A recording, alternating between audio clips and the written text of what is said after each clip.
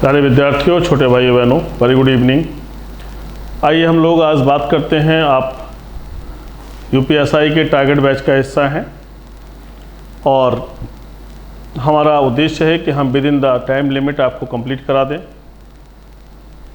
उसके लिए सारे प्रयास हम लोग कर रहे हैं और साथ में जिस क्लास में आज आप अवेलेबल हैं इसे बहुत जल्दी से तेज़ी के साथ कवर अप करने का प्रयास करूँगा और चीज़ें आप तक पहुँचाने का प्रयास करूँगा। देखिए, यूपीएसआई में बहुत बड़ी वैकेंसी हमारे सामने है और इस वैकेंसी में अगर हमने किसी प्रकार से कोई लापरवाही की तो परिणाम हमारे पक्ष में नहीं रहेंगे। आप गौर से देखें अगर तो 9,500 से अधिक वैकेंसी है और इस वैकेंसी में ये अभी तक की जो पिछले कई सालों का हम लोग परिणाम देख रहे हैं उन इतने वर्षों में सबसे बड़ी वैकेंसी बनकर हमारे सामने आई है। उत्तर प्रदेश पुलिस में एक गरिमामयी पद है सब इंस्पेक्टर का, और ऐसे में जो सिलेबस डिज़ाइन किया गया है ये भी बहुत स्टैंडर्ड सिलेबस है।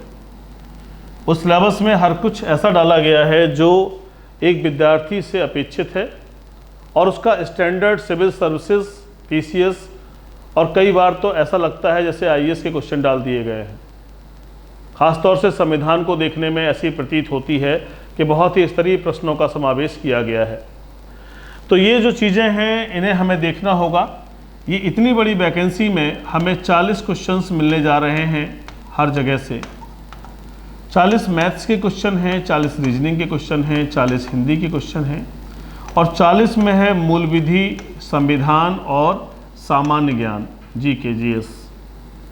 इस 40 में 24/16 ये कॉन्सेप्ट है कि 24 क्वेश्चन मूल विधि और संविधान से आएंगे और 16 प्रश्न जो है पूरे के पूरे सामान्य अध्ययन से आएंगे, जिसमें सब कुछ समाहित है। इतिहास है, भूगोल है, आपका विज्ञान है, अर्थशास्त्र है, करंट अफेयर्स हैं और जीके के भी क्वेश्चन हैं। तो ये सभी एरिया है। पिछले वर्ष का जो परिणाम रहा उसमें इन सभी विषयों में ज़्यादा से ज़्यादा विद्यार्थी सफल हुए, लेकिन ज़्यादा रिजल्ट खराब रहा इसी विषय में। सर्वाधिक विद्यार्थी मूल विधि, संविधान और जीके में असफल हो गए। उसका कारण क्या था कि प्रश्नों का बहुत स्तरीय आना। दूसरी बात है एक प्रश्न में 2-2, 3-3 प्रश्नों का होना। प्रश्न किस प्रकार से आते हैं, जैसे कथन के रूप में आते हैं, सही उत्तर चुनिए, सही उत्तर चुनिए। हमने आपको कई टेस्ट सीरीज भी कराई हैं, उसमें आपने देखा होगा। अब उसमें उन्होंने कहा कि PQRS यानी 4 स्टेटमेंट दे दिए। अब इसके बाद A, B, C, D। अब उन्होंने कहा कि P सही है, Q सही है, PQR सही है और PQRS सही है। अब देखिए चारों स्टेटमेंट का मतलब है 4 क्वेश्चंस। अब किसी विषय पर अगर आपसे बात हो रही है, यानी CAG के बारे में बात हो रही है, अगर भारत के नियंत्रक एवं महालेखा परीक्षक के बारे में या अटॉर्नी जनरल के बारे में या राष्ट्रपति के बारे में या किसी पद पर बात हो रही है, इवन संयुक्त बैठक जो अनुच्छेद 108 का हिस्सा है, अगर उस पर भी बात हो रही है, तो उन्होंने क्या किया है, 4 स्टेटमेंट दिए हैं। अब 4 स्टेटमेंट में 3 स्टेटमेंट सही है, 2 सही है, 1 ही सही है, चारों सही है। ये समझना आसान नहीं है और इसको समझने के लिए ज़रूरी है कि हमारे पास बेसिक कॉन्सेप्ट बना हो, यानी whatever we are going to read here it must be clear. अगर आपके दिमाग में जरा भी कहीं धुंध फंसी हुई है तो आप सफल नहीं हो सकते इस तरह के पैटर्न में। यानी हमें चारों तरह के सवालों को देखना होगा और ये सवाल कठिन और आसान तो इस बात पर निर्भर करता है कि हमें पता है या नहीं। अगर हमें पता है तो ये हमारे लिए आसान हो गया। सो प्लीज़ जो भी पढ़ें पूरा पढ़ें और कॉन्सेप्ट क्लियर करके पढ़ें, ताकि आने वाले समय में जब हमारे सामने कैसा भी प्रश्न आए तो हमारा प्रश्न गलत ना हो। देखिए, मेरा जो अपना मानना है कि आप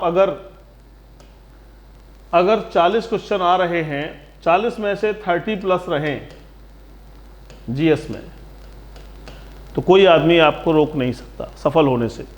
और अगर ओवरऑल अगर देखते हैं कि 30-30 अगर सब जगह सही हो जाए तो इस तरह से हमारे पास कितना हो गया, 120 क्वेश्चन हो गया। 120 क्वेश्चन अगर हम 200 में 160 में से 120 सही कर लेते हैं तो ये बहुत बड़ी पोजीशन है, इसे आप कम नहीं कह सकते।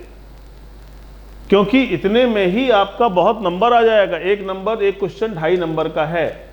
तो इस तरह से आप एक अच्छी रैंकिंग की पोजीशन में रहेंगे अगर आप 30-30-30 कर लेंगे। क्यों? क्योंकि आपके पास में वैकेंसी 9500 है, और जब वैकेंसी 9500 है तो ऐसे में आपके सामने एक बहुत बड़ी अपॉर्चुनिटी है। 200 प्लस होने पर लड़कियों का सिलेक्शन शुरू हो जाएगा। 200 प्लस होने पर SC ST सब सिलेक्ट हो जाएंगे ये लोग। OBC और जनरल के लिए थोड़ा सा प्रॉब्लम आएगी, उनके लिए थोड़ा मार्क्स अच्छे होने चाहिए। तो मैं मैक्सिमम मार्क्स मान के चल रहा हूं कि आप 250 के अगर रेंज में हैं तो आपकी सफलता की पूरी संभावनाएं हैं।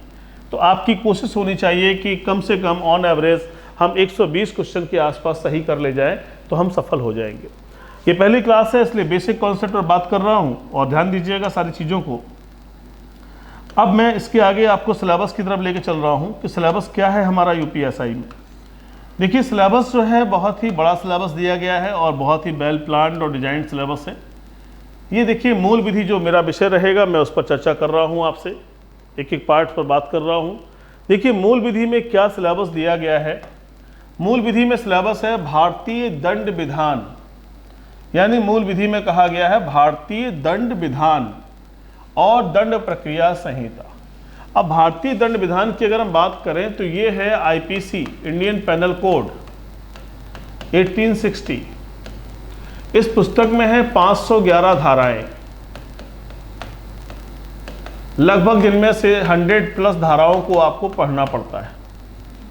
क्वेश्चन आएगा 1, 2, 3 कुछ भी हो सकता है, ये उनके ऊपर निर्भर करेगा, हमारे आपके ऊपर नहीं है। यानी हमें 100 प्लस सेक्शंस को पढ़ना है और हो सकता है 2 से क्वेश्चन मिल जाए, हो सकता है 3 क्वेश्चन मिल जाए, ये अलग बात है। हो सकता है 4 क्वेश्चन मिल जाए, ऐसा हुआ है कई बार। तो ये हमें देखना होगा, ये हमारे सिलेबस में इंपॉर्टेंट पार्ट है। फिर है CRPC, साफ साफ नाम ही लिख दिया गया, दंड प्रक्रिया संहिता, इसी को बोलते हैं CRPC, क्रिमिनल प्रोसीजर कोड 1973। इस पुस्तक में 484 धाराएं हैं और इसमें लगभग 50 से ऊपर धाराएं तो हर हाल में हमें पढ़नी है, जो इम्पॉर्टेंट है, जिन्हें हम अवॉइड ही नहीं कर सकते, जिन्हें हमें देखना पड़ेगा। लगभग 70-80 धाराएं हमें देखना पड़ेंगी। ये इम्पॉर्टेंट एरियाज हैं हमारे। अब उन्होंने कहा कि महिलाओं, बच्चों, अनुसूचित जाति के सदस्यों आदि के संरक्षण देने वाले विधि प्रावधान। अब जैसे महिला की बात की गई तो डोमेस्टिक वायलेंस आ गया, अभी आपने पढ़ा इसको, डोमेस्टिक वायलेंस आ गया। जैसे ही महिला की बात की तो दहेज प्रतिषेध आ गया, मतलब ये सीधे सीधे आ गया। फिर इसके बाद में क्या आ गया, पॉक्सो एक्ट आ गया। इसके अलावा लैंगिक अपराध आ गए। यानी कहने का मतलब है जैसी महिला के संदर्भ में बात करेंगे तो छोटे छोटे 2-3 कानून आपके सामने आ गए। क्लियर हो रहा है। बच्चे की बात करेंगे तो यहां पर चाइल्ड लेबर और इससे जुड़े हुए प्रावधान आ गए। अनुसूचित जाति की बात करेंगे तो SC ST एक्ट है आपके पास में, ये साफ साफ लिखा हुआ है, ये आपके उसमें आ गया कोर्स में, यानी हमें इनको पढ़ना पड़ेगा। अब इनसे 1 प्रश्न आ सकता है, 2 प्रश्न आ सकते हैं, 3 प्रश्न आ सकते हैं, हमें लेकिन पढ़ना होगा। तो हम इस एरिया को भी देखेंगे। अगला है मोटर वाहन अधिनियम। एक क्वेश्चन आपने देखा होगा, इस बार पूरे टेस्ट सीरीज में भी हम लोग डाल रहे हैं कि जैसे उन्होंने ये बना दिया ऐसे और एक कार बना दी ये। अब उन्होंने ये पूछा कि ये क्या है, तो ये बहुत ढालू, ये ढाल की तरफ इशारा कर रहा है, तीव्र ढलान, तीव्र ढलान। अब एक क्वेश्चन इसका बार बार आ रहा है आपके सामने, यानी हमें मोटरयान अधिनियम से जुड़े हुए, अब हो सकता चित्र वाला आए, हो सकता कोई और पूछ लिया जाए, तो हमें उससे जुड़ी हुई चीज़ों को पढ़ना होगा। और सबसे बड़ी बात क्या है कि इस पूरे चीज़ों में पढ़ने में संशोधन हो गए हैं। संशोधन का मतलब है कि अमेंडमेंट हो गए हैं, और जिन किताबों में अमेंडमेंट नहीं दिया गया है विद्यार्थियों को वो पता नहीं है, और संशोधन के साथ प्रश्न आएंगे तो विद्यार्थी कैसे करेगा। ऐसे समय ही हम जैसे अध्यापकों की भूमिका महत्वपूर्ण होती है कि जो स्वयं पढ़ें और पढ़ करके आपको बतावें, ताकि आपका भला हो सके। क्योंकि जो संशोधन हुआ है वही क्वेश्चन भी आ रहा है, और संशोधन के क्वेश्चन को अगर आप नहीं करिएगा तो आप पीछे हो जाइएगा। तो ध्यान रखिएगा इस चीज़ को, कैसे क्या करना है मैंने आपको यहाँ बताया। अब इसके साथ ही पर्यावरण संरक्षण अधिनियम भी आपके सामने दिख रहा है, यानी पर्यावरण से संबंधित तो पर्यावरण संरक्षण अधिनियम 1986 आपके लिए इंपॉर्टेंट हो गया, वन अधिनियम 1927 आपके लिए इंपॉर्टेंट हो गया। पूरा नहीं पढ़ना है, लेकिन इंपॉर्टेंट चीज़ तो पढ़नी है ना, जो परीक्षा में आ सकती है और जो हमें बननी चाहिए। तो इस तरह से हमें पर्यावरण के संदर्भ में, वन अधिनियम के संदर्भ में चीज़ों को देखना होगा और समझना होगा। तो ये आपके सिलेबस का इंपॉर्टेंट पार्ट है। आपको समझ में आ रहा होगा। मैं इसी क्रम में आगे चलता हूँ तो और चीज़ें भी आपको दिखाऊँ। बहुत बड़ा सिलेबस दिया गया है सब इंस्पेक्टर में। कहाँ से इन्होंने सिलेबस बनाया समझ में नहीं आता, लेकिन ये बहुत बड़ा सिलेबस है और ये अपेक्षा की गई विद्यार्थी से कि इस सबका ज्ञान होना चाहिए और इसमें जुड़े हुए प्रश्नों के बारे में पता होना चाहिए। अब वन्य जीव संरक्षण, वन्य जीव संरक्षण अधिनियम है 1972 का। इसमें वन्य जीवों के संदर्भ में बताया गया है कि शेर को कैसे, अगर जंगली पशुओं में शिकार किया जाता है तो उनके लिए क्या सजा है, राष्ट्रीय पक्षी है हमारा मोर, उसे मारता है कोई आदमी तो क्या सजा है। इन तमाम चीज़ों का उल्लेख यहाँ पर मिलेगा। एक छोटा से आदमी से लेकर के principal conservator of the forest, मुख्य वन संरक्षक तक इसके दायरे में आता है। तो ये एक बहुत बड़ी बात है। एक छोटा सा वाचर एक पद होता है जो जंगल में देखरेख करते हैं। वाचर के ऊपर आप जाएंगे तो वन दरोगा होता है, वन दरोगा के ऊपर जाएंगे आप फिर देखेंगे तो रेंजर होता है, रेंजर के ऊपर जाएंगे तो एसीएफ पद होता है, असिस्टेंट कंजर्वेटर ऑफ फॉरेस्ट, फिर कंजर्वेटर ऑफ फॉरेस्ट, इसके बाद प्रिंसिपल कंजर्वेटर ऑफ फॉरेस्ट। ये क्वेश्चन भी पूछा गया है इस बार कि वन विभाग का सबसे बड़ा अधिकारी कौन होता है, तो प्रिंसिपल कंजर्वेटर ऑफ फॉरेस्ट होता है, जो मुख्य वन संरक्षक के रूप में जाना जाता है। तो ऐसे क्वेश्चंस या इन चीज़ों को हम लोग देखेंगे एक सीक्वेंस में, तो हम बेहतर तरीके से समझ पाएंगे कैसा प्रश्न आ रहा है और क्या करना है। मानवाधिकार संरक्षण अधिनियम आपको मिलेगा, अभी आपको आपके कंटेंट में जाके आप देखेंगे तो आपको चीज़ें दिखाई पड़ेंगी। और ये मानवाधिकार संरक्षण अधिनियम 1993 का एक कानून है जिसमें राष्ट्रीय मानवाधिकार आयोग, राज्य मानवाधिकार आयोग और मानवाधिकार न्यायालय के संदर्भ में विशेष अध्ययन करने को आपको मिलेगा। इससे भी क्वेश्चन आपके बहुत रिपीट हुए हैं और ये भी देखना है। सूचना का अधिकार अधिनियम 2005 का है, इसी को बोलते हैं आरटीआई। सूचना के अधिकार अधिनियम ने मुख्य रूप से क्या किया? मुख्य रूप से इसने भ्रष्टाचार निवारण की दिशा में कार्य किया, एक पारदर्शी और जवाबदेही समाज की स्थापना की, यानी एक ट्रांसपेरेंट और एक रिस्पॉन्सिबल सिस्टम को बनाने का प्रयास है। आप सूचना मांग सकते हैं सभी सरकारी विभागों से, ये सिर्फ उन्हीं जगहों से सूचनाएं नहीं मांग सकते जहां पर रोक है। जैसे आप इसरो से सूचना नहीं मांग सकते, आप जो है किसी सशस्त्र सेना से सूचना नहीं मांग सकते, यानी आप उन सूचनाओं को नहीं मांग सकते हैं जो राष्ट्र की एकता और अखंडता के लिए आवश्यक हैं, जिनके जानने से कहीं ना कहीं अस्थिरता पैदा होती है, जिनके जानने से कहीं ना कहीं समस्या पैदा होती है। ऐसी सूचनाओं को आप नहीं मांग सकते हैं, उनके लिए निर्बंधन है। बाकी आप कोई भी जन सूचना के माध्यम से मांग सकते हैं। सहायक जन सूचना अधिकारी इस तरह के पदों के माध्यम से आप तक सूचनाएं भेजी जाती हैं। 30 दिन के अंदर आपको सूचना प्राप्त होती है। और प्रथम अपीलीय अधिकारी और द्वितीय अपीलीय अधिकारी भी इसके लिए होता है, वहाँ पर भी आप जा सकते हैं। तो कहने का मतलब है कि इससे बहुत क्वेश्चन आए हैं, ये इंपॉर्टेंट है, इसको बहुत गौर से पढ़ना होगा क्योंकि इससे क्वेश्चन रिपीट हुए हैं बार बार। आयकर अधिनियम, इनकम टैक्स से भी क्वेश्चन बहुत सारे आए हैं और बड़े ही अजीब टाइप के प्रश्न आए हैं कि अनिवासी है किंतु अनिवासी नहीं है। तो ऐसे प्रश्नों को देखने के लिए जरूरी है कि you have to be ready for all the parts. सिर्फ जो है आयकर अधिनियम में बेसिक बातें नहीं जानना, उसको गहराई से भी देखना पड़ेगा। कुछ पॉइंट्स ऐसे हैं जहां से क्वेश्चन पुटअप होते हैं, मैं उन्हें बताने का प्रयास करूंगा और मेरी कोशिश होगी चीज़ें आप तक पहुंच जाएं। भ्रष्टाचार निवारण अधिनियम, ये जो सिलेबस आपके सामने चल रहा है, ये भारत में किसी संस्थान में किसी भी लॉ कोर्स का सिलेबस नहीं है। ना ये एलएलबी का सिलेबस है, ना एलएलएम का सिलेबस है, ना पीसीएसजे का सिलेबस है और ना ही एपीओ का सिलेबस है। ये स्पेशली डिजाइन सिलेबस है, यानी जब भी कोई टीचर पढ़ाने का प्रयास करेगा तो उसको स्वयं इनको पढ़ना पड़ेगा, तभी वो आपको पढ़ा पाएगा। एक ही सिलेबस में नहीं है सारी चीज़ें, एक आध दो पार्ट मिलेंगे, सब आपको पढ़ना पड़ेगा। सो प्लीज़ एक एक बात को गौर से पढ़िएगा। मैं कई वर्षों से इस क्षेत्र में कार्य कर रहा हूँ और बहुत सारे विद्यार्थियों के जीवन में सफलता में शामिल हूँ, तो हो सकता है कि मेरे माध्यम से कुछ आपको मदद मिल जाए। अगर एक भी क्वेश्चन मैंने आपको पढ़ाया, बताया और आप उससे आगे बढ़ गए तो मेरा जो ये कार्य सफल माना जाएगा। आइए यहाँ देखते हैं भ्रष्टाचार निवारण। लोक सेवक और तमाम सरकारी अधिकारी भ्रष्टाचार में लिप्त पाए जाते हैं, तमाम ऐसी गतिविधियाँ होती हैं, उनके संदर्भ में यह भ्रष्टाचार निवारण अधिनियम बना हुआ है कि अगर भ्रष्टाचार यानी भ्रष्ट आचरण अगर किया जाता है तो क्या किया जाएगा। इस संदर्भ में हम लोग इस कानून को पढ़ेंगे, इसकी धाराओं को देखेंगे। अब हमारे सामने है राष्ट्रीय सुरक्षा अधिनियम, national security act. National security act बहुत चर्चा में रहा, क्योंकि योगी जी बार बार इसको कहते रहे कि जो भी व्यक्ति ऐसा कार्य करेंगे तो उनके ऊपर हम NSA लागू कर देंगे। इसी का जो है शॉर्ट नाम है NSA। ये 1980 का कानून है और इस 1980 के कानून में कुछ चीज़ें हम आपको बताएंगे जो परीक्षा के लिए इंपॉर्टेंट है। हालांकि मैं हर साल लगभग 20 से 25 प्रश्न आउट करता हूं और जो विद्यार्थियों को मिल जाते हैं, अब ये आपका और हमारा सौभाग्य होता है कि मेरी बात आपके लिए फ़ायदेमंद हो जाती है, तो ये अलग बात है। लेकिन यहाँ पर इसका भी क्वेश्चन मैंने पिछली बार आउट किया था और वो मिला। NSA माने इसी को दूसरा नाम है रासुका। आपने हिंदी में सुना होगा रासुका।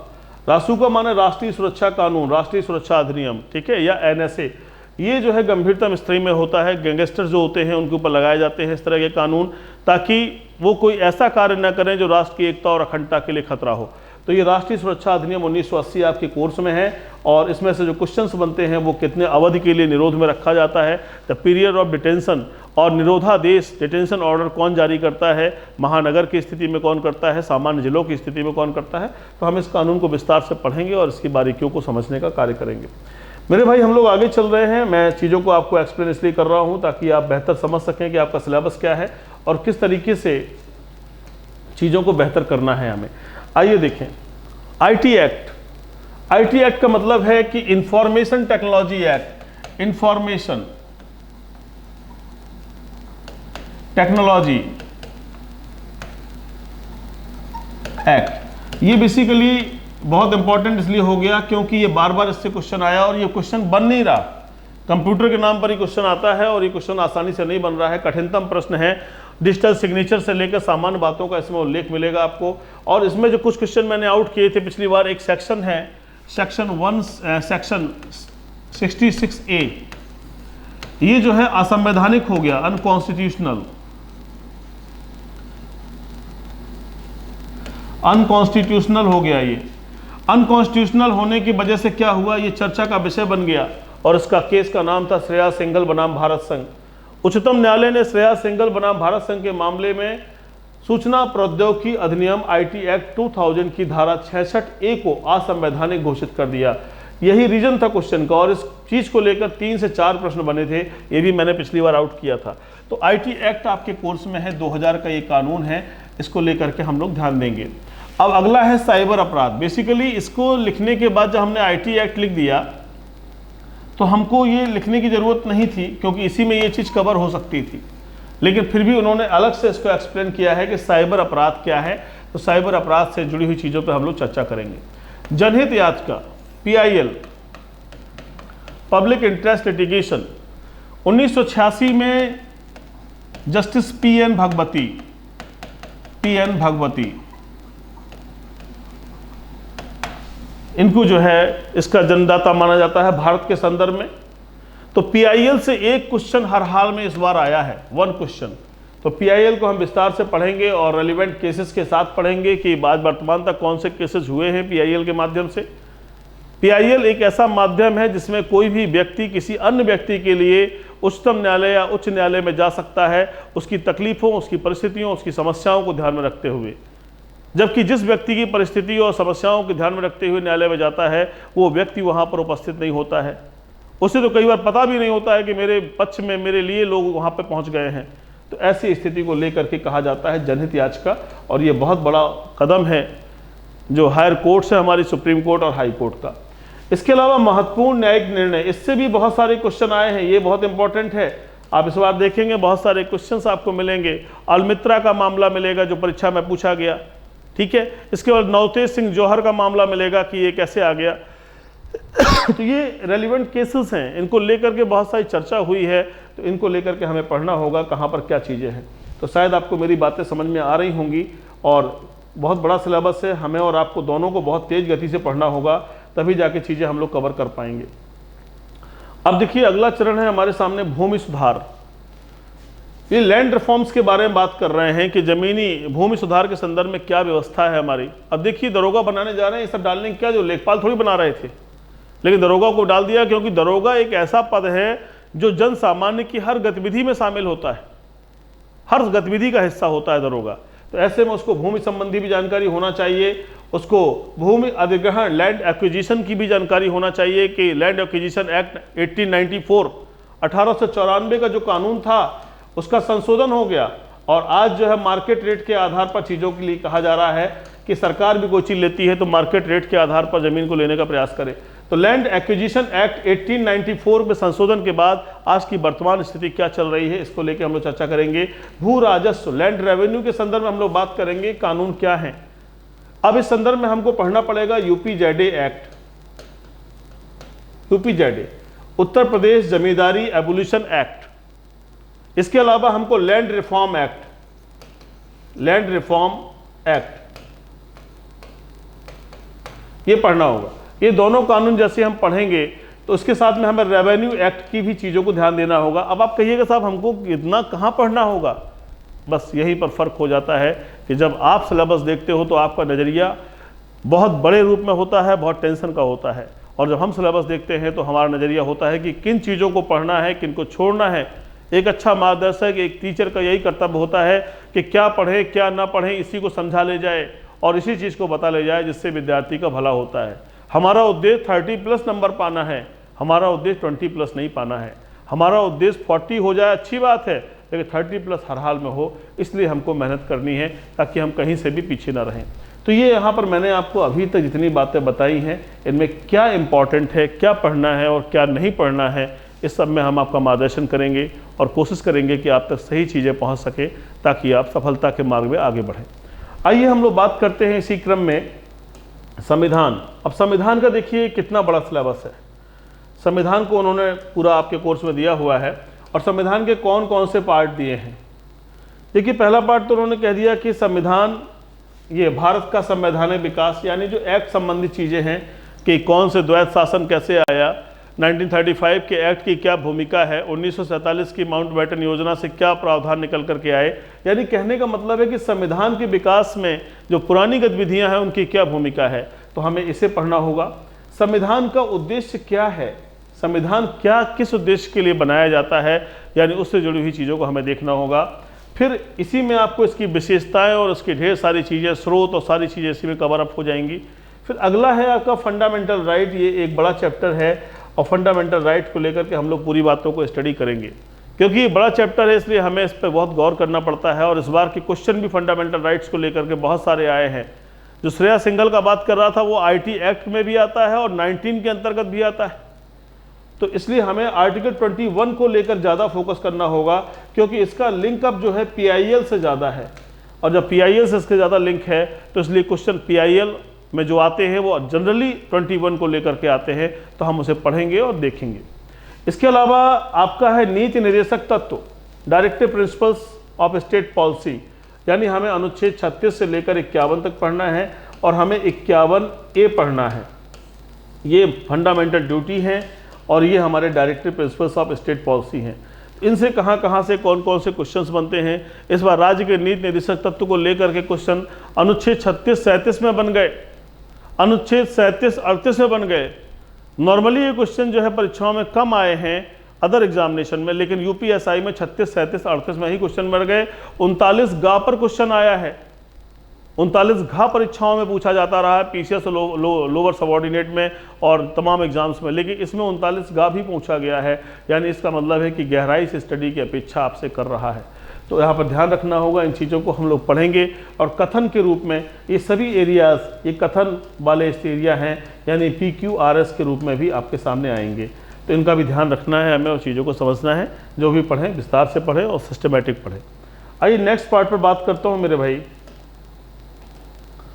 नेक्स्ट पार्ट क्या है, अब देखिए वहाँ तक पढ़ने के बाद अब हमारे सामने है संघ की कार्यपालिका एवं विधायिका।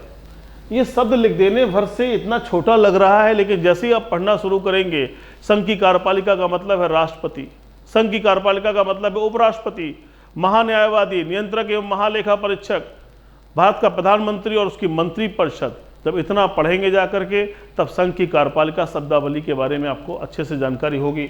विधायिका शब्द लिख दिया, इसका मतलब क्या हुआ, लोकसभा, राज्यसभा और राष्ट्रपति के बीच में जो रिलेशनशिप होती है वो, इसके साथ लोकसभा अध्यक्ष, उपाध्यक्ष और इसके अलावा सभापति और उपसभापति, इनके अधिकार और कर्तव्य, इन सब सारी चीज़ों को देखना होगा। इसी प्रकार से राज्य के संदर्भ में जब ये शब्दावली आ जाती है तो राज्य के संदर्भ में राज्यपाल, मुख्यमंत्री, महाधिवक्ता, इन सभी को देखना होगा, मंत्रिपरिषद को देखना होगा। और जब विधायिका की बात आती है तो हमें विधानसभा, विधान परिषद, इनके अध्यक्ष और इनके सभापति, उपसभापति और इनके अधिकार कर्तव्यों को देखना होगा। तो ये चैप्टर्स हैं जिनका हम लोग आगे आने वाले समय में अध्ययन करेंगे, सीखेंगे। केंद्रीय एवं प्रादेशिक सरकारों का गठन और उनके अधिकार, अब ये बात उन्होंने वही उसी का पार्ट है जिसमें उन्होंने पीएम को और सीएम को ले लिया। पीएम और सीएम इन दोनों के बारे में है कि इनके क्या अधिकार हैं, इनके क्या कर्तव्य हैं, इन ढेर सारी बातों का जिक्र यहाँ पर है। कानून बनाने का अधिकार, अब ये देखिए पूरी संसदीय प्रक्रिया आपके सामने आ गई कि कानून कैसे बनता है, क्या चीज़ें होती हैं, इन सारी बातों को लेकर के हमारी क्लासेज रहेंगी और उन्हें आप ध्यान दीजिएगा तो इनसे आपको फ़ायदा मिलेगा। अब न्यायपालिका शब्द दिया गया है। न्यायपालिका का मतलब हो गया कि आप ऐसे देखिए तो एक शब्द अगर देखते हैं तो इसमें हमें उच्चतम न्यायालय, उच्च न्यायालय और अधीनस्थ न्यायालय पढ़ना चाहिए। यानी न्यायपालिका शब्द में ये बात बिल्कुल छिपी हुई है कि सुप्रीम कोर्ट, हाई कोर्ट और सबऑर्डिनेट कोर्ट्स, इतनी चीज़ों को हम पढ़ेंगे तब न्यायपालिका हमारा कंप्लीट होगा। तो यानी सिलेबस तो बहुत बड़ा कर दिया गया है और उसके हम शब्दों की आड़ में फंस के रह गए हैं, लेकिन पढ़ना तो पड़ेगा क्योंकि अगर हमें कुछ अच्छा करना है तो उसके लिए ज़रूरी है कि हम चीज़ों को देखें। आइए नेक्स्ट पॉइंट है हमारा स्थानीय शासन। स्थानीय शासन का मतलब हो गया कि अब हमारे जो है 73 और 74 अमेंडमेंट, यानी हमें जो है ग्राम पंचायतों के बारे में पढ़ना पड़ेगा और हमें नगर पालिका, नगर निगम और इनसे संबंधित प्रावधानों को, स्थानीय जो शासन की बात होती है उन्हें भी देखना पड़ेगा। तो 73वां और 74वां संविधान संशोधन अधिनियम हमें देखना होगा, यानी हमें 11वीं और 12वीं दोनों अनुसूची को पढ़ना होगा। क्लियर हो रहा है। इसी प्रकार केंद्र और राज्य के बीच का संबंध, अब देखिए हमने केंद्र को पढ़ लिया, राज्य को पढ़ दिया, तो उसने क्या रखा कि रिलेशन बिटवीन द सेंटर और एंड स्टेट, हमें उनके बीच के रिलेशनशिप को पढ़ना होगा। यानी इसमें जो 3 तरह के रिलेशन हैं खासतौर से कि विधायी संबंध क्या होता है और प्रशासनिक संबंध क्या होता है और वित्तीय संबंध क्या होता है, इन तीनों संबंधों को हमें देखना होगा। ये हमारे सिलेबस का हिस्सा है। तो ये हमारे सेंटर और स्टेट रिलेशनशिप के बारे में बताता है, तो हम इसे पढ़ेंगे। तो ये चीज़ें आपके कोर्स में हैं और मेरा मानना है कि जब तक आप पूरी बातों को क्रम से नहीं देख पाएंगे तब तक आप बेहतर नहीं कर पाएंगे। आइए अब ये देखिए, निर्वाचन एवं अन्य महत्वपूर्ण जानकारी में संवैधानिक अनुसूचियां। क्या कहा? निर्वाचन, यानी इलेक्शन पूरा कवर करना है आपको। इसमें इलेक्शन आएगा। इलेक्शन में आप अनुच्छेद 324 से शुरुआत करेंगे, जिसमें मुख्य निर्वाचन आयुक्त और इससे जुड़े हुए क्वेश्चन इस बार आए हुए थे, तो इसको आपको पढ़ना है। एवं अन्य महत्वपूर्ण जानकारी में संवैधानिक अनुसूचियां, यानी 12 अनुसूची हैं जो उनके बारे में हमें जानकारी होना चाहिए कि 12 अनुसूची कौन सी हैं, ये सब याद हो जाएगा आपको। अब अगला क्या कहता है? अखिल भारतीय सेवाएं एवं उनकी चयन पद्धति आदि के विषय में सामान्य जानकारी। अखिल भारतीय सेवाएं, अखिल भारतीय सेवाएं कौन सी हैं? आईएएस, आईपीएस और Indian forest services, IFS. Indian forest services, ये विदेश सेवा नहीं आती है, अखिल भारतीय विदेश सेवा।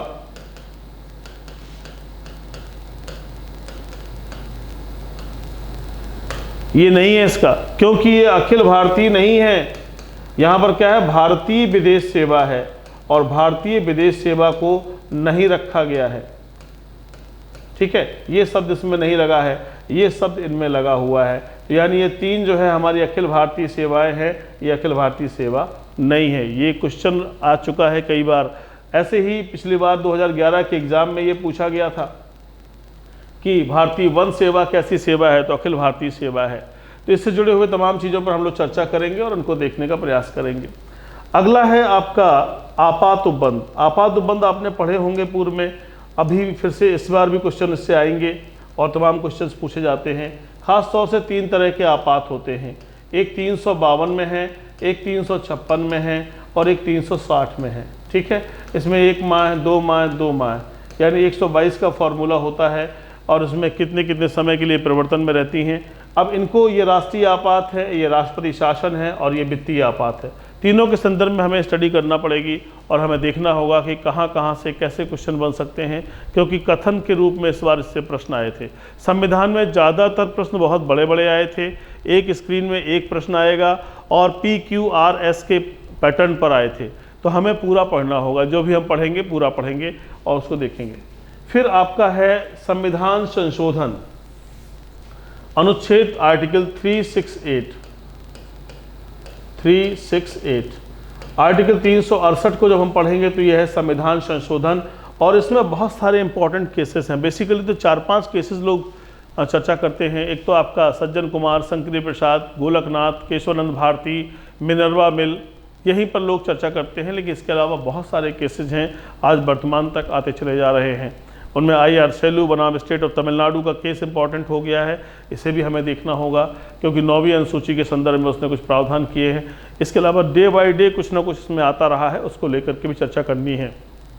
केशवानंद भारती जी पिछले वर्ष नहीं रहे, इसलिए केशवानंद भारती भी बहुत इंपॉर्टेंट रहता है, और पूरे संविधान में आमूल चूल परिवर्तन, एक बहुत बड़े लेवल पर परिवर्तन करने का कार्य किया है केशवानंद भारती के मामले ने। तो हम लोग उस पर भी चर्चा करेंगे और विस्तार से देखेंगे। तो बेसिक स्ट्रक्चर को लेकर के जो भी चीज़ें बनेंगी यहाँ क्वेश्चन उनको भी देखना है। ये हमारा सिलेबस है। अब इसके बाद सामान्य ज्ञान का सिलेबस देख लीजिए। सामान्य ज्ञान में बहुत सारी चीज़ें हैं, आप देखेंगे सामान्य विज्ञान है तो विज्ञान का मतलब हो गया कि फिजिक्स हो गया, केमिस्ट्री हो गया और जूलॉजी हो गया। यहाँ पर आप देखेंगे तो इसको भी इसको बायोलॉजी हो गया, इसको भी देखेंगे तो 2 भागों में बढ़ जाएगा, जूलॉजी हो गया आपका और बॉटनी हो गया। तो यहाँ बायोलॉजी हो गया। अब इसी प्रकार से इतिहास में भारत का इतिहास एवं संस्कृति है, भारत का स्वतंत्रता संग्राम है, भारतीय अर्थव्यवस्था है, ये सभी शब्द पूरे दे दिए। आना है क्वेश्चन कितने, 16 आने हैं, और 16 में देखिए किताबें कैसे दे दी गई हैं, लेकिन पढ़ना तो होगा है क्योंकि सपना हमने देखा है तो पूरा हमें ही करना है, इसलिए ध्यान दीजिएगा इन चीज़ों को तो बेहतर रहेगा। आइए नेक्स्ट पार्ट पर चलते हैं, इसके देखें आप। आइए अब देखिए भारतीय कृषि एग्रीकल्चर पर क्वेश्चन दे दिया। इस बार तमाम क्वेश्चन आए हैं, संधारणी कृषि को लेकर क्वेश्चन आए हैं, वाटर हार्वेस्टिंग को लेकर क्वेश्चन आए हुए हैं, कृषि को कैसे उन्नत बनाया जाए इस पर लेकर क्वेश्चन आए हैं, तो हमें इसको पढ़ना पड़ेगा। वाणिज्य और व्यापार के कुछ करंट पर क्वेश्चन आए हुए हैं, उन्हें देखना होगा। जनसंख्या के क्वेश्चन आए हुए हैं, पर्यावरण और नगरीकरण से क्वेश्चन आए हैं। वैसे देखा जाए तो ये सभी एरिया जो है ज्योग्राफी के अंतर्गत अगर हम ले लें तो ये हमारे अर्थशास्त्र में आ जाता है, लेकिन फिर भी उन्होंने डिफाइन करके इसको अलग कर दिया। और देखिए एक क्वेश्चन आपके सामने है FDI, इसके भी क्वेश्चन आए हैं, ये इस पर चीज़ें रही हैं, तो जो इनके विशेषज्ञ हैं वो आपका मार्गदर्शन करेंगे और सारी चीज़ें आप तक पहुँचाने का कार्य करेंगे। ये विषय में ज़्यादातर अलग अलग टीचर्स हैं, वो सब आपकी मदद करेंगे, तो इससे आपके ज्ञान का वर्धन हो सकेगा। आइए नेक्स्ट क्वेश्चन पर चलता हूँ।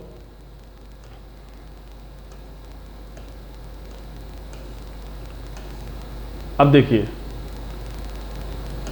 विश्व का भूगोल तथा भारत का भूगोल और प्राकृतिक संसाधन, यानी विश्व का भूगोल भी पूरा पढ़ना है, भारत का भी पढ़ना है, और ये इसके बाद क्या है, राष्ट्रीय व अंतर्राष्ट्रीय समसामयिकी, करंट अफेयर्स, ठीक है, ये आपको पढ़ना है। तो ये कितना बड़ा सिलेबस बना कर रख दिया। इसीलिए मैं आपसे कहता हूँ कि कई बार ये मुझे सिलेबस सिविल सर्विसेज से ज़्यादा कठिन लगता है। इसके प्रश्न भी ऐसे हैं कि आसानी से नहीं बन पाएंगे। जितनी समस्या एक सामान्य विद्यार्थी को आएगी उतनी ही सिविल के एस्पिरेंट को भी आएगी। 20 क्वेश्चन से ऊपर निकलने में जान निकलती है, ऐसे प्रश्न हैं इसमें, इसलिए मेहनत करनी होगी, ध्यान देना होगा, और सपने को पूरा करने के लिए हर हाल में मेहनत करनी होगी। तो यहाँ पर इन चीज़ों को ध्यान दें। फिर क्या कह रहा है, उत्तर प्रदेश की शिक्षा, संस्कृति एवं सामाजिक प्रथाओं के बारे में विशिष्ट जानकारी, यानी हमारी संस्कृति से जुड़े हुए मुद्दे और सामाजिक प्रथाएं जो हमारे यहाँ की हैं उनको लेकर के हमें देखना होगा कि क्या क्या चीज़ें हमारे यहाँ पर अवेलेबल हैं, शिक्षा की क्या स्थिति है, संस्कृति क्या है हमारी, और साथ ही साथ जो है हमारी सामाजिक प्रथाएं क्या हैं, बुंदेलखंड में क्या होता है, पूर्वांचल में क्या होता है, कौन से नृत्य हैं, कौन सी कलाएं हैं, इन सब को लेके हमारे यहाँ प्रश्न बनते हैं, कौन से त्यौहार मनाए जाते हैं। तो ये सब हम लोग देखेंगे, ये हमारे सिलेबस का हिस्सा है। देखिए इतनी चीज़ें हमने आपको बता दी। अब देखिए ये आपका जो है सिलेबस है, और इसमें देखिए ये नीचे भी ये आइटम कुछ पड़े हुए हैं, इनको गौर से देख लीजिए।